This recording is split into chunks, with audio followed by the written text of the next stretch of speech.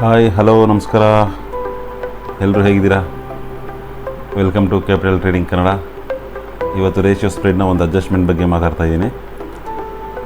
ಯಾವ ಥರ ಅಡ್ಜಸ್ಟ್ಮೆಂಟ್ ಮಾಡಬೇಕಪ್ಪ ಅಂತ ಹೇಳಿದ್ರೆ, ಯಾವಾಗ ನಮ್ಮ ಫೇವರ್ ಆಗಿ ಮಾರ್ಕೆಟ್ ಮೂವ್ ಆಗಿ ಒಂದು ಒಳ್ಳೆ ಪ್ರಾಫಿಟ್ ನಡಿಬೇಕಾದ್ರೆ ಅದನ್ನು ಮಾರ್ಕೆಟು ಇಲ್ಲ ಫಾಸ್ಟಾಗಿ ಮುಂದೆ ಹೋದ್ರೂ ಸಹ ನಮಗೆ ಮ್ಯಾಕ್ಸಿಮಮ್ ಲಾಸ್ ಆಗಬಾರ್ದು, ಇಲ್ಲ ಪ್ರಾಫಿಟ್ಟು ಮಾರ್ಕೆಟ್ ಏನಾದರೂ ರಿವರ್ಸ್ ಆದ್ರೂ ನಮಗೆ ಅಗೇನೆಸ್ಟ್ ಮತ್ತೆ ವಾಪಸ್ ಬಂದುಬಿಡ್ತು ಹೋಗಿರೋದು, ನಾವು ಎಕ್ಸಿಟ್ ಆಗಿಲ್ಲ ಅಂತ ಹೇಳಿದ್ರು ಅಂಥ ಸಂದರ್ಭದಲ್ಲಿ ನಮಗಿರೋ ಲಾಸ್ನ ಯಾವ ಥರ ಮಿನಿಮೈಸ್ ಮಾಡ್ಕೊಬೋದು, ಇಲ್ಲ ಯಾವ ಲಾಸ್ನ ಯಾವ ಥರ ಝೀರೋ ಮಾಡ್ಕೊಬೋದು ಅನ್ನೋದ್ರ ಬಗ್ಗೆ ಒಂದು ಸ್ಟ್ರಾಟಜಿ ನಾನು ತೋರಿಸ್ತಾ ಇದ್ದೀನಿ.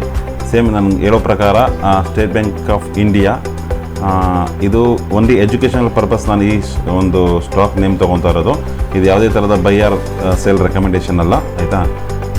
ಇದೊಂದು ಸ್ಟಾಕ್ಸ್ನಲ್ಲಿ ನಾವು ಜಸ್ಟ್ ಒಂದು ಅನಲೈಸ್ ಮಾಡೋಣ ಎಜುಕೇಷನಲ್ ಪರ್ಪಸ್ಗೋಸ್ಕರ, ಆಯಿತಾ. ಏನಾಗಿರ್ಬೋದು, ಏನಾಗಿತ್ತು, ಯಾವ ಥರ ಅಡ್ಜಸ್ಟ್ಮೆಂಟ್ ಮಾಡಿಕೊಂಡು ನಾವು ಲಾಸಿಂದ ಆಚೆ ಬರ್ಬೋದಾಗಿತ್ತು, ಇಲ್ಲ ಪ್ರಾಫಿಟ್ ತೊಗೊಂಡು ಯಾವ ಥರ ಆಚೆ ಬರ್ಬೋದಾಗಿತ್ತು, ಎಷ್ಟು ಪ್ರಾಫಿಟ್ ಸಿಗ್ತಾಯಿತ್ತು ನಮಗೆ ನಾವು ಹೋಲ್ಡ್ ಮಾಡಿರ್ತಾ ಇರೋ ಮಂತ್ ಎಂಡ್ವರೆಗೂ, ಇಲ್ಲ ಅಂದರೆ ನಮಗೆ ನಮ್ಮ ಒಂದು ರೂಲ್ಸ್ ಪ್ರಕಾರ ನಾವು ಅಪ್ಲೈ ಮಾಡಿದ್ರೂ ಸಹ, ಇಲ್ಲ ಒಂದು ನಮ್ಮ ಸೆಕೆಂಡ್ ಲೆಗ್ ATM ಆದ್ರೂ ಸಹ, ಅಥವಾ ನಮ್ಮ ಮ್ಯಾಕ್ಸಿಮಮ್ ಪ್ರಾಫಿಟ್ನಲ್ಲಿ 30-40% ಬಂದರೂ ಸಹ ಆಚೆ ಬರುವಂಥ ಚಾನ್ಸಸ್ ಇದೆಯಾ ಇದರೊಳಗಡೆ, ಇದನ್ನು ಯಾವ ಥರ ನಾವು ಅಡ್ಜಸ್ಟ್ಮೆಂಟ್ ಮಾಡ್ಬೋದಾಗಿತ್ತು, ಅಡ್ಜಸ್ಟ್ಮೆಂಟ್ ಮಾಡಿದ್ರೆ ಏನು ನಮ್ಗೆ ಬೆನಿಫಿಟ್ ಇರ್ತಾಯಿತ್ತು, ಇದ್ರ ಬಗ್ಗೆ ಎಲ್ಲ ಒಂದು ಜಸ್ಟ್ ಒಂದು ಜನರಲ್ಲ ಒಂದು ಕಣ್ಣಾಯಿಸ್ಕೊಂಬರೋಣ.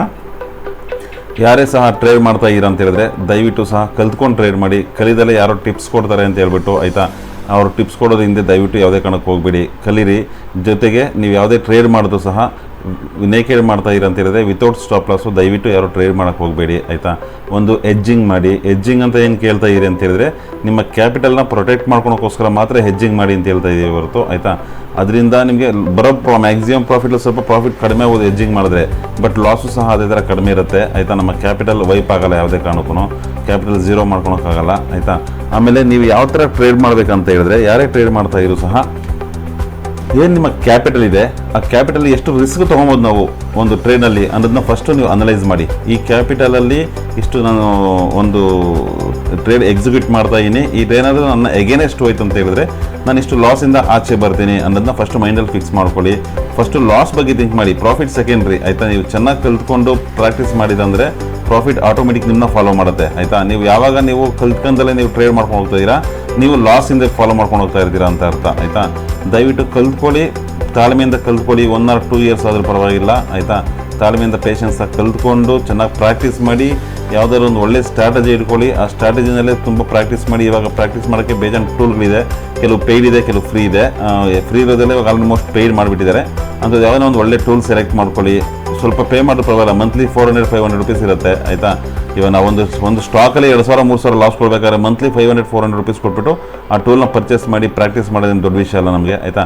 ನೀವು ಒಳ್ಳೆ ಸಕ್ಸಸ್ಫುಲ್ ಟ್ರೇಡರ್ ಆಗಬೇಕಂದ್ರೆ ಪೇಷನ್ಸು, ಪ್ರಾಕ್ಟೀಸು, ಪ್ರೋಗ್ರೆಸ್ಸು ಇದು ವೆರಿ ಇಂಪಾರ್ಟೆಂಟು. ಫಸ್ಟು ಪೇಷನ್ಸ್ ಇರಬೇಕು, ಚೆನ್ನಾಗಿ ಪ್ರಾಕ್ಟೀಸ್ ಮಾಡಬೇಕು, ಅದಾದಮೇಲೆ ಪ್ರೋಗ್ರೆಸ್ ನಮಗೆ ರಿಪೋರ್ಟ್ ಬರೋದು, ಆಯಿತಾ. ನಾವು ಅದೆರಡೂ ಮಾಡೋದಲ್ಲೇ ನಾವು ಡೈರೆಕ್ಟಾಗಿ ಪ್ರೋಗ್ರೆಸ್ ಬರಬೇಕಂತ ಹೇಳಿದ್ರೆ ಅದು ಡಿಫಿಕಲ್ಟು, ಆಯಿತಾ.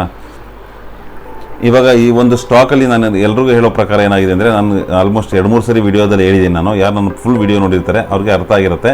ನನಗೆ ಈ ಸ್ಟಾಕಲ್ಲಿ ಯಾವ ಥರ ಕನ್ಫರ್ಮೇಷನ್ ಸಿಗ್ತಾ ಇದೆ, ಎಲ್ಲರೂ ಅನ್ಕೊಬೋದು ಇವ್ರಿಗೆ ಕನ್ಫರ್ಮೇಷನ್ ಯಾವ ಥರ ಸಿಗ್ತದೆ, ಎಲ್ಲಿಂದ ಇವರು ಟ್ರೇಡ್ನ ಪಿಕ್ ಮಾಡ್ತಾರೆ, ಯಾವ ಥರ ಕನ್ಫರ್ಮೇಷನ್ ಮೇಲೆ ಪಿಕ್ ಮಾಡ್ತಾರೆ ಅಂತ.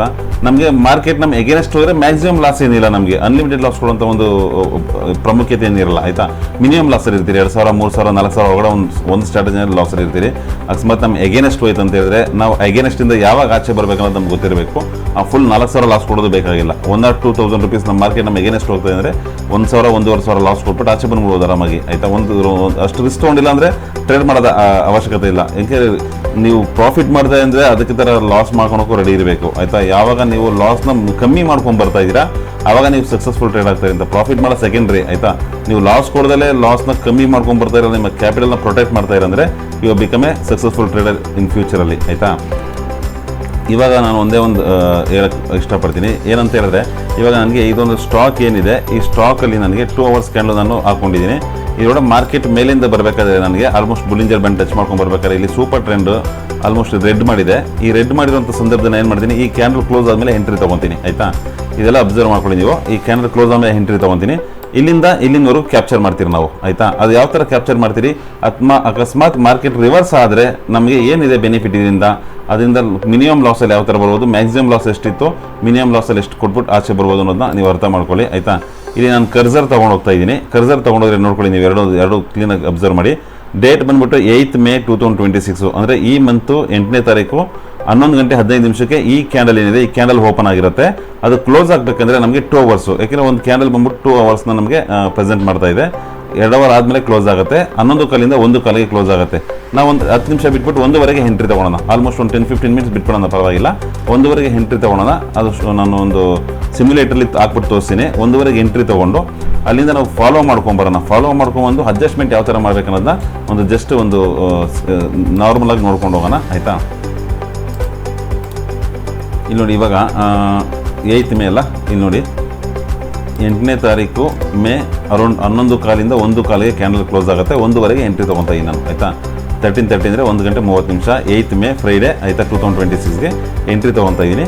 ನನಗೆ ಮಾರ್ಕೆಟ್ ಏನು ಹೇಳ್ತಾ ಇದೆ ಇಲ್ಲಿ, ಆಯಿತಾ. ಇಲ್ಲಿ ನೋಡ್ಕೊಳ್ಳಿ, ಮಾರ್ಕೆಟ್ ಇಲ್ಲಿಂದ ಕೆಳಗಡೆ ಬೀಳ್ತದೆ. ಎಷ್ಟು ಬೀಳೋದು ಅಂತ ನನಗೆ ಗೊತ್ತಿಲ್ಲ, ನಾನು ದೇವರಲ್ಲ, ಇಷ್ಟೇ ಬೀಳುತ್ತೆ ಅಂತ ಹೇಳೋಕ್ಕೆ ದೇವರಲ್ಲ. ಒಂದು ಅಂದಾದ ಮೇಲೆ ಅದನ್ನು ಪ್ರೆಡಿಕ್ಟ್ ಮಾಡ್ಬೋದು ಅಷ್ಟೇ. ಮಾರ್ಕೆಟ್ ಎಷ್ಟು ಬೀಳ್ತಾ ಇದೆ, ಎಲ್ಲಿ ಸಪೋರ್ಟ್ ಇದೆ, ಎಲ್ಲಿ ರೆಸಿಸ್ ಬರ್ತಾ ಇದೆ, ಇದಕ್ಕೆ ಸಪೋರ್ಟ್ ಲೈನ್ ಎಲ್ಲಿದೆ ಅಂತ ನಮ್ಗೆ ಗೊತ್ತಿರಬೇಕು. ಆ ಸಪೋರ್ಟ್ವರೆಗೂ ನಾವು ಒಂದು ಕ್ಯಾಪ್ಚರ್ ಮಾಡ್ಕೊಬೋದು. ಅದಕ್ಕೆ ನಾನು ಏನು ಹೇಳ್ತಾ ಇದ್ದೀನಿ, ನಿಮಗೆ ಸಪೋರ್ಟ್ ಆ್ಯಂಡ್ ರೆಸಿಸ್ಟೆನ್ಸ್ನ ಚೆನ್ನಾಗಿ ಅರ್ಥ ಮಾಡ್ಕೊಳ್ಳಿ. ಜೊತೆಯಲ್ಲಿ candle stick pattern plus chart reading ಮಾಡೋದನ್ನ ಕಲ್ತ್ಕೊಳ್ಳಿ. ಯಾವಾಗ ನೀವು ಕ್ಯಾಂಡಲ್ ಸ್ಟಿಕ್ ರೀಡಿಂಗ್ ಮಾಡೋದು ಪ್ಲಸ್ ಚಾರ್ಟ್ ರೀಡಿಂಗ್ ಮಾಡೋದು ಕಲ್ತ್ಕೊಂಡಿರ್ತೀರ, ಆವಾಗ ನಿಮಗೆ ಸಪೋರ್ಟ್ ಆ್ಯಂಡ್ ರೆಸಿಸ್ಟೆನ್ಸ್ನ ಡ್ರಾ ಮಾಡೋದು ತುಂಬ ಈಸಿ ಆಗುತ್ತೆ. ಇವಾಗ ನಮಗೆ ಸಪೋರ್ಟ್ ಆ್ಯಂಡ್ ರೆಸಿಸ್ಟೆನ್ಸ್ ಎಲ್ಲಿ ಬರ್ತಾ ಇದೆ ಇದಕ್ಕೆ ಅಂತ ಹೇಳಿದ್ರೆ, ನೋಡಿ ಈ ಪ್ಲೇಸಲ್ಲಿ ಸಪೋರ್ಟ್ ಬರ್ತಾ ಇದೆ, ಆಯಿತಾ. ಈ ಪ್ಲೇಸಲ್ಲಿ ನಮಗೆ ಸಪೋರ್ಟ್ ಬರ್ತಾ ಇದೆ. ಯಾವ ಥರ ಐಡೆಂಟಿಫೈ ಮಾಡ್ತೀರಿ, ಇಲ್ಲಿ ನೋಡಿ, ಇಲ್ಲಿಂದ, ಆಯಿತಾ, ಇಲ್ಲಿಂದನೂ ನೀವು ತೊಗೊಬೋದು ಆರಾಮಾಗಿ, ಆಲ್ಮೋಸ್ಟ್ ಇಲ್ಲಿಂದನೂ ತೊಗೊಬೋದು, ಆಯಿತಾ. ಇಲ್ಲೊಂದು ಕಡೆ ನಮಗೆ ಡ್ರಾಪ್ ಆಗಿದೆ, ಇಲ್ಲೊಂದು ಕಡೆ ಡ್ರಾಪ್ ಆಗಿದೆ, ಇಲ್ಲೊಂದು ಕಡೆ ಡ್ರಾಪ್ ಆಗಿದೆ. ಸೇಮ್ ಅದೇ ಥರ ಇಲ್ಲಿವರೆಗೂ ಸಪೋರ್ಟ್ ನಂಬರು, ಇಲ್ಲಿವರೆಗೂ ಬರ್ಬೋದು ಸಪೋರ್ಟ್ ಅಂತ ನಾನು ಅಂದ್ಕೊಂಡಿದ್ದೀನಿ. ನೆಕ್ಸ್ಟ್ ಸಪೋರ್ಟ್ ಇಲ್ಲಿದೆ ನಮಗೆ 2 ಅವರ್ಸ್ ಕ್ಯಾಂಡಲ್ ನಾನು ಅಬ್ಸರ್ವ್ ಮಾಡ್ತಾ ಇರೋದು. ನೆಕ್ಸ್ಟ್ ಸಪೋರ್ಟ್ ಬಂದುಬಿಟ್ಟು ಇಲ್ಲಿ ಬರ್ತಾ ಇದೆ, ಈ ಪ್ಲೇಸಲ್ಲಿ ಬರ್ತಾ ಇದೆ, ಆಯಿತಾ. ಇಲ್ಲಿ ನೋಡ್ಕೊಳ್ಳಿ, ಆಯಿತಾ, ಈ ಪ್ಲೇಸಲ್ಲಿ ಬರ್ತಾ ಇದೆ ನೆಕ್ಸ್ಟ್ ಸಪೋರ್ಟ್. ಇಲ್ಲೊಂದು ಪ್ಲೇಸ್ ಇದೆ, ಇಲ್ಲೊಂದು ಪ್ಲೇಸ್ ಇದೆ, ಪ್ಲೇಸ್ ಇಲ್ಲೊಂದು ನಿಯರ್ ಬೈ ಪ್ಲೇಸ್ ಇದೆ, ಆಯಿತಾ. ಅದು ಬಿಟ್ಟರೆ ಇಲ್ಲಿ ನಿಯರ್ ಬೈ ಪ್ಲೇಸ್ ಇದೆ. ಇವಾಗ ಡ್ರಾಪ್ ಆಗಿರೋದು, ನಾವು ಟ್ರೇಡಿಂಗ್ ತೊಗೊಂಡ್ಮೇಲೆ ಡ್ರಾಪ್ ಆಗೋದು, ಆಯಿತಾ. ಅಲ್ಲಿನವರೆಗೂ ಆ ಸಪೋರ್ಟ್ ಆ್ಯಂಡ್ ರೆಸಿಸ್ಟೆನ್ಸ್ ಮೇಲೆ ನಾವು ಏನು ಮಾಡ್ತೀವಿ, ಇವಾಗ ಟ್ರೇಡ್ನ ಎಕ್ಸಿಕ್ಯೂಟ್ ಮಾಡ್ತೀರಿ. ಇವಾಗ ನಾವು ಫಸ್ಟ್ ಸಪೋರ್ಟ್ ಎಲ್ಲಿ ಬರ್ತಾ ಇದೆ, ನಮಗೆ 996ವರೆಗೂ ಫಸ್ಟ್ ಸಪೋರ್ಟ್ ಬರ್ತಾ ಇದೆ. ಸೆಕೆಂಡ್ ಸಪೋರ್ಟ್ ಎಲ್ಲಿ ಬರ್ತದೆ, 914 ಅಂದರೆ ಆಲ್ಮೋಸ್ಟ್ 950ವರೆಗೂ ನಮಗೆ ಸೆಕೆಂಡ್ ಸಪೋರ್ಟ್ ಬರ್ತದೆ. ಈ ಒಂದು ಆಧಾರದ ಮೇಲೆ ಏನು ಮಾಡ್ತೀವಿ ನಾವು, ಇವಾಗ ಒಂದು ಸ್ಟ್ರಾಟಜಿನ ಕ್ರಿಯೇಟ್ ಮಾಡ್ತೀರಿ. ನಾನೇನು ಮಾಡ್ತೀನಿ, ಮಾರ್ಕೆಟ್ ರಿವರ್ಸ್ ಬರ್ತಾ ಇದೆ ಅಂತ ಗೊತ್ತಾಯ್ತು ನನಗೆ. ಫಸ್ಟ್ ಸಪೋರ್ಟ್ ಎಲ್ಲಿ ಬರ್ತಾ ಇದೆ, 1000ಅಲ್ಲಿ ಬರ್ತಾ ಇದೆ. ನಾನೇನು ಮಾಡ್ತೀನಿ, 1000 ಫಸ್ಟ್ ಸಪೋರ್ಟ್ 1000ನ ಒಂದು ಲಾಟ್ 2 ಲಾಟ್ನ ಬೈ ಮಾಡ್ತಾ ಇದ್ದೀನಿ, ಆಯಿತಾ. ನೋಡ್ಕೊಳ್ಳಿ, ಇಲ್ಲಿ 2 ಲಾಟ್ನ ಬೈ ಮಾಡ್ತಾ ಇದ್ದೀನಿ 1000 ಫಸ್ಟ್ ಸಪೋರ್ಟಲ್ಲಿ. ಸೆಕೆಂಡ್ ಸಪೋರ್ಟ್ ಎಲ್ಲಿ ಬರ್ತಾ ಇದೆ, ನಮಗೆ 950 ಹತ್ರ ಬರ್ತಾ ಇದೆ. 950 ಅಥವಾ 960, ಒಂದು 10 ಪಾಯಿಂಟ್ ಹಿಂದೆ ಮುಂದೆ, ಆಯಿತಾ, ನೀವು ತೊಗೊಬೋದು. ಅಂದರೆ ನಿಮಗೆ ಲಾಸ್ ಎಷ್ಟು ಬರುತ್ತೆ ಅಂತ ನೋಡ್ಕೊಂಡು ನೀವು ತೊಗೊಬೇಕಾಗತ್ತೆ. 950ಗೆ ತೊಗೊತಾ ಇದ್ದೀನಿ 3 ಲಾಟು. ಇಲ್ಲಿ ಎಷ್ಟು ಬರ್ತಾ ಇದೆ ಲಾಸ್, ನಿಮಗೆ 6187 ರೂಪಾಯಿ ಲಾಸ್ ಬರ್ತಾ ಇದೆ. ನೀವು ಇದನ್ನು ತೆಗೆದುಬಿಟ್ಟು, ಆಯಿತಾ, 960ಗೆ ಹಾಕೊಂಡ್ರೆ ಇನ್ನೊಂದು ಸ್ವಲ್ಪ ಲಾಸ್ ಕಡಿಮೆ ಆಗುತ್ತೆ ಅಷ್ಟೇ, ನಿಮ್ಗೆ ಏನೇನು ಜಾಸ್ತಿ ಆಗಲ್ಲ. ಎಷ್ಟು ಬರ್ತದೆ, 4900 ರೂಪಾಯಿ ಲಾಸ್ ಬರ್ತದೆ. ಓಕೆ, 4900 ರೂಪಾಯಿ ಲಾಸ್ ಕೊಡೋದು ರೆಡಿ ಇರೋದು ನಾವು, ಜಾಸ್ತಿ ಬೇಡ ನಮ್ಗೆ. ಇವಾಗ ಏನಾಗ್ತಾ ಇದೆ ಇಲ್ಲಿ ನೋಡಿ, ಇವಾಗ ನಮಗೆ ಆಲ್ಮೋಸ್ಟ್ ಒಂದು ಸೈಡ್ ನಮಗೆ 16% ಬ್ರೇಕ್ ಇವೆನ್ ಸಿಗ್ತಾ ಇದೆ. ಮಾರ್ಕೆಟ್ ಇವಾಗ ಇಲ್ಲಿದೆ, ಇಲ್ಲಿಂದ 16% ಮೂವ್ ಆಗಿ ಬರ್ಬೇಕು ನಮಗೆ. ಅನ್ಲಿಮಿಟೆಡ್ ಲಾಸ್ಗೆ ಮಾರ್ಕೆಟ್ ಮೂವ್ ಆಗಬೇಕಂದ್ರೆ, ಆಯಿತಾ. ಅದು ಬಿಟ್ಟರೆ ನಮಗೆ ಪ್ರಾಫಿಟ್ ಶುರು ಆಗಲಿದೆ 6% ಇದೆ. ಈ ರೇಂಜ್ ಒಳಗಡೆ ಏನಾದರೂ ಮಾರ್ಕೆಟ್ ಬಂದು ನಿಂತ್ಕೊಂತ ಹೇಳಿದ್ರೆ ಮೇ ಎಂಡ್ ಒಳಗಡೆ ನನಗೆ ಇವಾಗ ಪ್ರಾಫಿಟ್ ಆಗುತ್ತೆ. ಈ ಗ್ರೀನ್ ಝೋನಲ್ಲೇ ಇದ್ದರೆ ನನಗೆ ಪ್ರಾಫಿಟ್ ಆಗುತ್ತೆ. ಈ ಮಧ್ಯದ ಲೈನಲ್ಲಿ ನಿಂತ್ಕೊಂಡ್ರೆ ಈ ಮ್ಯಾಕ್ಸಿಮಮ್ ಪ್ರಾಫಿಟ್ ಏನು ತೋರಿಸಿದೆ 55,000 ರೂಪಾಯಿ. ಈ ಮಧ್ಯದಲ್ಲಿ ಲೈನಲ್ಲಿ ನಿಂತ್ಕೊಂಡ್ರೆ ನನಗೆ 55,000 ಪ್ರಾಫಿಟ್ ಆಗುತ್ತೆ, ಆಯಿತಾ. ಅಲ್ಲಿಂದ ಈ ಕಡೆ ಇಲ್ಲ, ಈ ಕಡೆಗೆ ಇಲ್ಲೇ ನಿಂತ್ಕೊಂಡ್ರು ಸ್ವಲ್ಪ ಪ್ರಾಫಿಟ್ಟು ಸ್ವಲ್ಪ ಏನಾಗುತ್ತೆ, ಮಿನಿಮೈಸ್ ಆಗುತ್ತೆ, ಕಡಿಮೆ ಆಗುತ್ತೆ. ಏಕೆಂದರೆ ಅದು ಫಿಕ್ಸ್ ಇರಲ್ಲ, ಆ ಕಡೆ ಈ ಕಡೆ ಕಡಿಮೆ ಆಗುತ್ತೆ. ಮಧ್ಯೆ ನಿಂತ್ಕೊಂಡ್ರೆ 55,000 ರೂಪೀಸ್ ನನಗೆ ಪ್ರಾಫಿಟ್ ಸಿಗ್ತಾ ಇದೆ. ಇವಾಗ ಏನಪ್ಪ ಮಾಡ್ತೀನಿ, ನನಗೆ ಇದಕ್ಕೆ ಈ ಒಂದು ಸ್ಟ್ರಾಟಜಿ ಕ್ರಿಯೇಟ್ ಮಾಡೋದು ನನಗೆ ಎಷ್ಟು ಬೇಕು ಮಾರ್ಜಿನ್ನು, ಅರೌಂಡ್ 94,000 ರೂಪೀಸ್, 95,000 ರೂಪೀಸ್ ಅಂದ್ಕೊಳ್ಳಿ. 95,000 ರೂಪಾಯಿ ನನಗೆ ಮಾರ್ಜಿನ್ ಬೇಕು. ನನಗೆ 55,000 ಮ್ಯಾಕ್ಸಿಮಮ್ ಪ್ರಾಫಿಟ್ ಇದೆ. 16%, 16ರಿಂದ 17% ಹತ್ತಿರ ನನಗೆ ಬ್ರೇಕ್ ಇವೆನ್ ಇದೆ ಇಲ್ಲಿಗೆ, ಆಯಿತಾ. ಪ್ರಾಫಿಟ್ ಶುರು ಆಗೋಕ್ಕೆ 6.7% ಇಲ್ಲಿ ಬ್ರೇಕ್ ಇವೆನ್ ಇದೆ, ಆಯಿತಾ. ಇಲ್ಲಿ ಪ್ರಾಫಿಟ್ ಓಡ್ತಾ ಇರುತ್ತೆ. ನಾನೇನು ಮಾಡ್ತೀನಿ, ಒಂದೊಂದು ಡೇ ಇಲ್ಲ 1 ಅವರ್ ಮೂವ್ ಮಾಡ್ಕೊಂಡು ಹೋಗೋಣ. ಸ್ವಲ್ಪ ವಿಡಿಯೋ ಲೆಂತಿ ಆಗ್ಬೋದು 1 ಅವರ್ ಮೂವ್ ಮಾಡಿದ್ರೆ, ಅದಕ್ಕೋಸ್ಕರ 1 ಅವರೇ ಮೂವ್ ಮಾಡ್ಕೊಂಡು ಹೋಗೋಣ, ಆಯಿತಾ. ಇವಾಗ ಏನು ಮಾಡ್ತೀನಿ, ನಾನು ಎಂಟ್ರಿ ತೊಗೊಂಡಿದ್ದೀನಿ, ಆಯಿತಾ. ನಮ್ಮ ಚಾರ್ಟ್ ಕನ್ಫರ್ಮೇಷನ್ ಪ್ರಕಾರ ನಾನು ಏನು ಮಾಡಿದ್ದೀನಿ, 8 ಮೇ 2026ಕ್ಕೆ 1 ಗಂಟೆ 30 ನಿಮಿಷಕ್ಕೆ ಎಂಟ್ರಿ ತೊಗೊತಾ ಇದ್ದೀನಿ. ಫಸ್ಟ್ ಸಪೋರ್ಟ್ ಬಂದುಬಿಟ್ಟು 1000 ಇದೆ, ಅಂದರೆ 998 ಸಮಥಿಂಗ್ ಬರುತ್ತೆ. 1000 ಫಸ್ಟ್ ಸಪೋರ್ಟ್ ಹತ್ರ ನಾನು ಏಕೆಂದರೆ ರೌಂಡ್ ಫಿಗರ್ ನಂಬರ್ ಆಗಿರೋದ್ರಿಂದ ಅಲ್ಲಿ ತೊಗೊತಾ ಇದ್ದೀನಿ. ಸೆಕೆಂಡ್ ಸಪೋರ್ಟ್ ಬಂದ್ಬಿಟ್ಟು 950 ಹತ್ರ ಇದೆ, ಒಂದು 10 ಪಾಯಿಂಟ್ ಹಿಂದೆ ಬರ್ತಾ ಇದ್ದೀನಿ ನಾನು, ಆಯಿತಾ. 960, ಏಕೆಂದರೆ ಇಲ್ಲಿ ಮ್ಯಾಕ್ಸಿಮಮ್ ನನಗೆ ಏನು ಈ ಕಡೆ ಏನು ಲಾಸ್ ಮಾರ್ಕೆಟ್ ಇಲ್ಲೇ ನಿಂತ್ಕೊಂಡ್ಬಿಡ್ತಪ್ಪ ಅಂದರೆ ಈ ಲಾಸ್ನ ಕಡಿಮೆ ಮಾಡ್ಕೊಳಕ್ಕೆ 4,950 ಅದು 6,000 ಚಿಲ್ಲರೆ ಬರ್ತಾಯಿತ್ತು.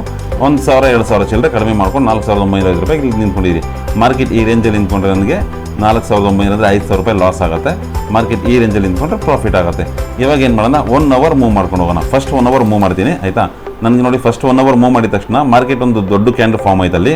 ಅಂದರೆ ಮಾರ್ಕೆಟ್ ಅವತ್ತು 1:30 ಮತ್ತು 3:30 ಒಳಗಡೆ ಏನಾಯಿತು, ನೆಕ್ಸ್ಟ್ 2 ಅವರ್ಸಲ್ಲಿ ಮಾರ್ಕೆಟ್ ಸ್ವಲ್ಪ ಬಿತ್ತು. ಆವಾಗ ನನಗೆ 6,000 ಚಿಲ್ಲರೆ ಪ್ರಾಫಿಟ್ ಬಂತು ಆಯಿತಾ. ನನ್ನ ಮ್ಯಾಕ್ಸಿಮಮ್ ಪ್ರಾಫಿಟಲ್ಲಿ ಅರೌಂಡ್ 7% ರಿಟರ್ನ್ ಬಂದಿದೆ. ನನ್ನ ಇನ್ವೆಸ್ಟ್ಮೆಂಟ್ ಮೇಲೆ 7% ರಿಟರ್ನ್ ಬಂದಿದೆ. ಸ್ಟಿಲ್ ವಿ ವಿಲ್ ವೆಯ್ಟ್ ಆಯಿತಾ. ನೆಕ್ಸ್ಟ್ ಡೇ ಹೋಗೋಣ. ನೆಕ್ಸ್ಟ್ ಡೇ 1 ಅವರ್ಗೆ ಹೋಗ್ತೀನಿ ನಾನು ಆಯಿತಾ. 14,000 ಪ್ರಾಫಿಟ್ ಆಯಿತು. 14,000 ಪ್ರಾಫಿಟ್ ಆಯಿತು. ಇಲ್ಲೊಂದ್ಸರಿ ಚಾರ್ಟ್ ಒಂದ್ಸರಿ ಅಬ್ಸರ್ವ್ ಮಾಡ್ಬೋದು ಆಯಿತಾ. ಏನಾಗಿದೆ ನೋಡಿ, ಫಸ್ಟು ಇದು ಕ್ಯಾಂಡಲ್ ಕ್ಲೋಸ್ ಆಯಿತು, ಒಂದು ಎಂಟು ತಗೊಂಡ್ಮೇಲೆ ಕ್ಲೋಸ್ ಆಯಿತು, ಅದಾದಮೇಲೆ 3:30 ಕ್ಲೋಸ್ ಆಯಿತು. ನೆಕ್ಸ್ಟ್ ಟೈಮ್ ಮತ್ತೆ ಮಾರ್ಕೆಟ್ ಗ್ಯಾಪ್ ಡೌನ್ ಆಯಿತು. ಅರೌಂಡ್ 39-40 ರೂಪಾಯಿ ಗ್ಯಾಪ್ ಡೌನ್ ಆಯಿತು. ಅದಕ್ಕೋಸ್ಕರ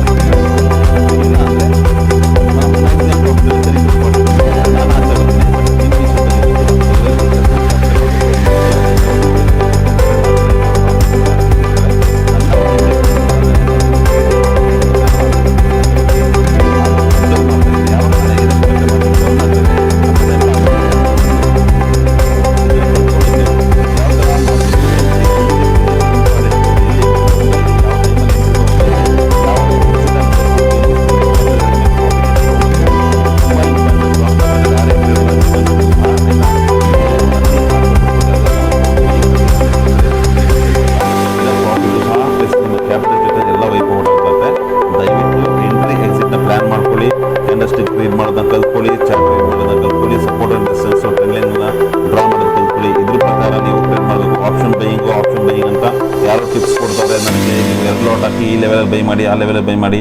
ಅವ್ರಿಗೇನು ABCD ಗೊತ್ತಿರಲ್ಲ. ಯಾರೊಬ್ರು ಮೇಲೆ ಕುಂತ್ಕೊಂಡು ಅವ್ರಿಗೆ ಒಂದು ಗ್ರೂಪಲ್ಲಿ ಕಳಿಸ್ತಾರೆ, ಆ ಗ್ರೂಪಲ್ಲಿ ಕಳಿಸೋದನ್ನ ಅವ್ರು ನಿಮಗೆ ಫಾರ್ವರ್ಡ್ ಮಾಡ್ತಾರೆ. ಅದ್ರ ಪ್ರಕಾರ ಟ್ರೇಡ್ ಮಾಡ್ತೀರಾ. 2 ದಿನ ಬರುತ್ತೆ, 3 ದಿನ ಬರುತ್ತೆ ಪ್ರಾಫಿಟು.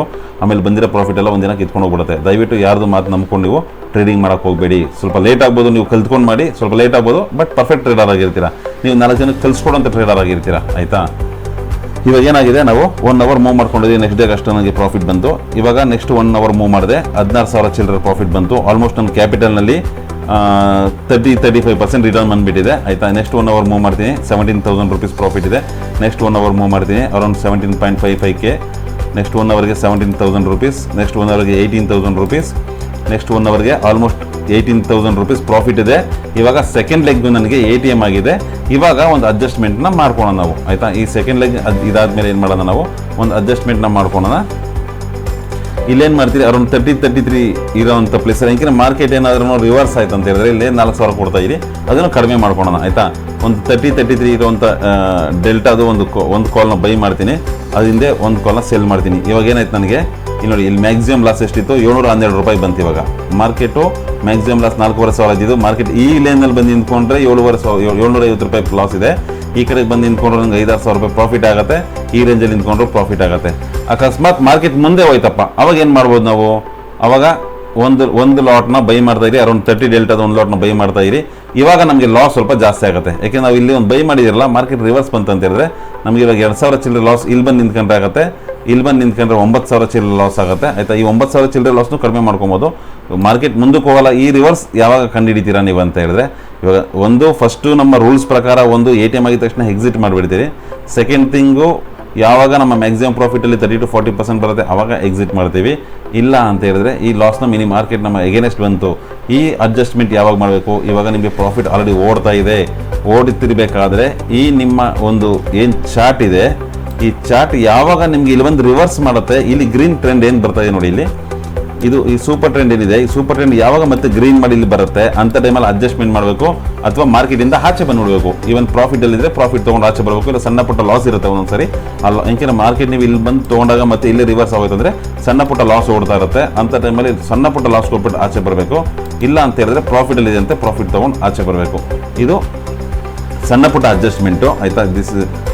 ಇದರೊಳಗೆ ರೇಷಿಯೋ ಸ್ಪ್ರೆಡಲ್ಲಿ ಆಲ್ಮೋಸ್ಟ್ ಅಡ್ಜಸ್ಟ್ಮೆಂಟ್ ಬರಲ್ಲ ನಿಮಗೆ, ಯಾಕೆಂದರೆ ಅಡ್ಜಸ್ಟ್ಮೆಂಟ್ ಮಾಡೋದು ಕಡಿಮೆ. ಯಾಕೆಂದರೆ ಮಾರ್ಕೆಟ್ ಅಲ್ಲೇ ನಿಂತ್ಕೊಂತಂದರೆ ಅಡ್ಜಸ್ಟ್ಮೆಂಟ್ ಮಾಡಿ ನಾವು ಪ್ರಾಫಿಟ್ ಮಾಡೋಕ್ಕಾಗಲ್ಲ. ಯಾವಾಗ ನಮ್ಮ ಫೇವರಾಗಿ ಮಾರ್ಕೆಟ್ ಬಂದಿರುತ್ತೆ, ಒಂದು ಒಳ್ಳೆ ಪ್ರಾಫಿಟ್ ಓಡ್ತಾ ಇರುತ್ತೆ, ಒಂದು ಕನ್ಸಿಸ್ಟೆಂಟ್ ಪ್ರಾಫಿಟ್ ಓಡ್ತಾ ಇರುತ್ತೆ, ಅಂಥ ಟೈಮಲ್ಲಿ ಅಡ್ಜಸ್ಟ್ಮೆಂಟ್ನ ಈ ಥರ ಮಾಡ್ಕೊಬೋದು. ಮಾರ್ಕೆಟ್ ಇವಾಗ ರಿವರ್ಸ್ ಆಯಿತು, ಏನೋ ಒಂದು ಒಳ್ಳೆ ನ್ಯೂಸ್ ಬಂದು ಮತ್ತೆ ಮಾರ್ಕೆಟ್ ಅಪ್ ಆಗೋಯ್ತು ಅಂತ ಹೇಳಿದ್ರು ನಮಗೆ ಭಯ ಪಡೋಂಥ ಆಶ್ಚರ್ಯ ಇರಲ್ಲ. ನೆಗೆಟಿವ್ ನ್ಯೂಸ್ ಬಂತು ಅಂತ ಹೇಳಿದ್ರೆ ನಾನು ಇಲ್ಲಿ ಹೇಳಿದ ನಿಮಗೆ ಇಲ್ಲಿ ಒಂದೇ ಒಂದು ಸಣ್ಣದು ಇದು ನೋಡಿ, ಇಲ್ಲಿ ಆಲ್ಮೋಸ್ಟ್ 15 ಡೆಲ್ಟಾದೊಂದು ಒಂದೇ ಒಂದು ಬೈ ಮಾಡಿಕೊಂಡ್ರೆ ನಮಗೆ ಮಾರ್ಕೆಟ್ ಮುಂದೆ ಹೋದ್ರು ನಮಗೆ ಲಾಸ್ ಕಡಿಮೆ ಇರುತ್ತೆ.